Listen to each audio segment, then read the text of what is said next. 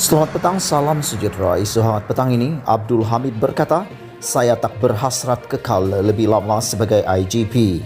Berita sepenuhnya, saya tak berhasrat untuk kekal lebih lama dalam jawatan ini. Setiap yang bermula itu pasti akan berakhir, kata Abdul Hamid Bador, yang akan menyerahkan jawatan Ketua Polis Negara kepada timbalannya, Asril Sani Abdul Sani pada Isnin. 2 tahun menerajui pasukan Sang Saka Biru, dan sepanjang tempoh itu ada sesuatu yang dia terkilan kerana tidak dapat dilaksanakan, yaitu melawat Sabah dan Sarawak bagi menyelesaikan masalah-masalah pasukan di dua negeri itu. Tiada apa yang hendak saya sesali, tapi hasrat saya adalah untuk ke sana Sabah dan Sarawak, kerana di sana begitu banyak isu yang tidak dapat diselesaikan, antaranya kes perjudian dan persempadan negara. Saya tidak dapat pergi ke Sabah dan Sarawak sebab COVID-19 ini. Banyak isu di Sarawak, tapi saya mohon maaflah sebab sekiranya saya pergi perlu dengan kuarantin dan macam-macam, katanya.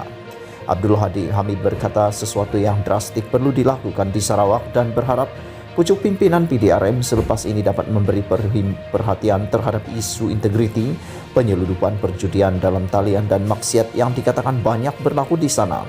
Memegang jawatan tertinggi Pasukan Keselamatan Negara pada 4 Mei 2019, Abdul Hamid akan menamatkan kontrak perkhidmatan pada 3 Mei 2021. Sebagai Ketua Polis Negara ke-12, Abdul Hamid dilihat melaksanakan tugas dan tanggung jawabnya untuk membersihkan maruah pasukan itu dengan memerangi habis-habisan rasuah dalam pasukan polis.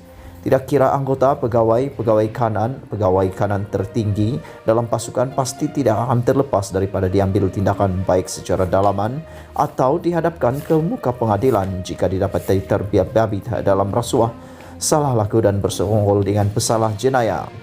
Pedih rasa dalam hati saya apabila melihat seorang demi seorang anak buah saya dihadapkan ke mahkamah, katanya.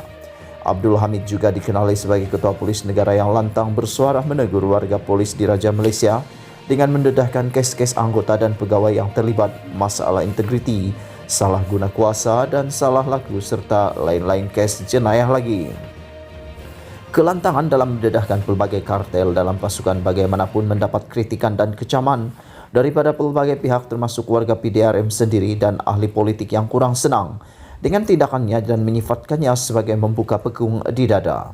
Antara kejayaan besar polis di bawah kepimpinan Abdul Hamid ialah mematahkan cubaan penyeludupan dan pengedaran dadah di Pulau Pinang dengan nilai rampasan terbesar RM2.4 bilion, menggempur sindiket Macau Scam dan judi dalam talian yang turut membongkar penglibatan anggota dan pegawai PDRM sendiri.